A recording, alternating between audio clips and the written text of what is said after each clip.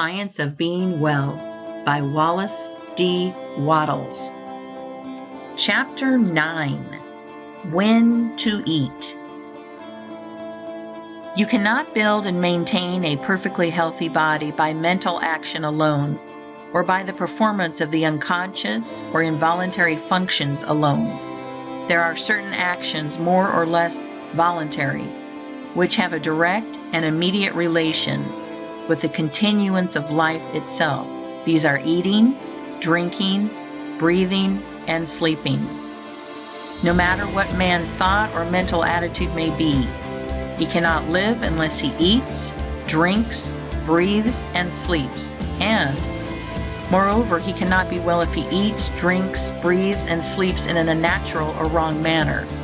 It is therefore vitally important that you should learn the right way to perform these voluntary functions, and I shall proceed to show you this way, beginning with the matter of eating, which is most important.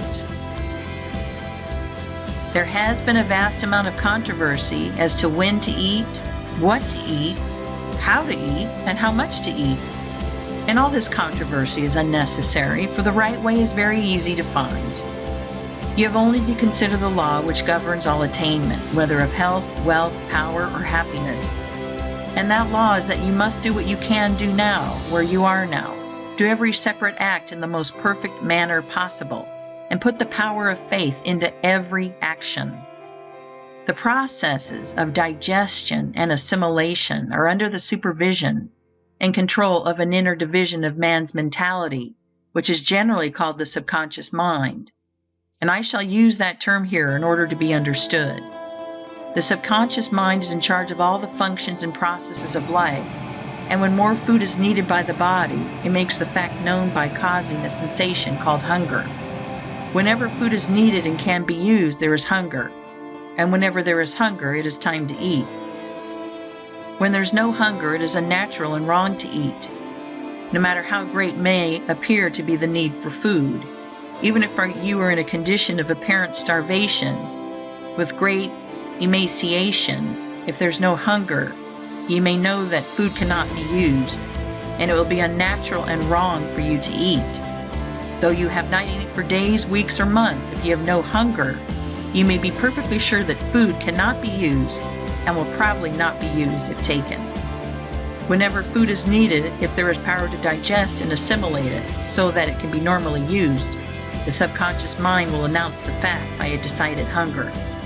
Food taken when there is no hunger will sometimes be digested and assimilated, because nature makes a special effort to perform the task which is thrust upon her against her will. But if food be habitually taken when there is no hunger, the digestive power is at last destroyed, and numberless evils caused. If the foregoing be true, and it is indisputably so, it is a self-evident proposition that the natural time and the healthy time to eat is when one is hungry, and that it is never a natural or healthy action to eat when one is not hungry. You see, then, that it is an easy matter to scientifically settle the question when to eat. Always eat when you are hungry, and never eat when you are not hungry. This is obedience to nature, which is obedience to God. We must not fail, however, to make clear the distinction between hunger and appetite.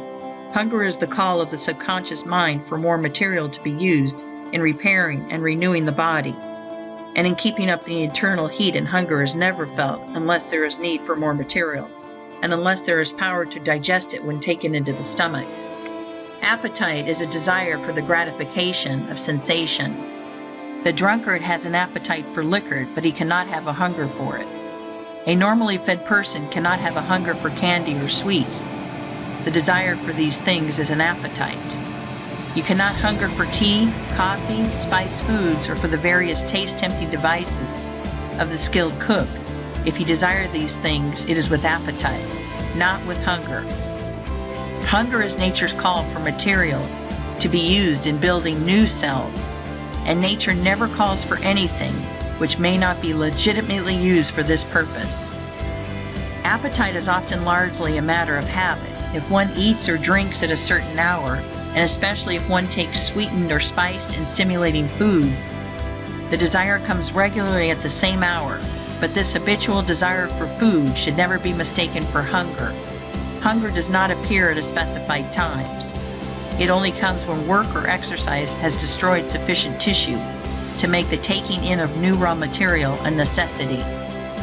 For instance, if a person has been sufficiently fed on the preceding day, it is impossible that he should feel a genuine hunger on arising from refreshing sleep.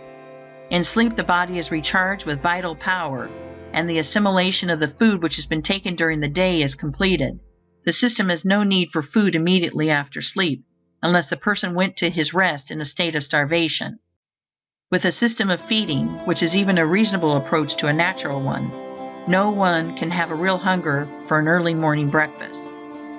There is no such thing possible as a normal or genuine hunger immediately after arising from sound sleep.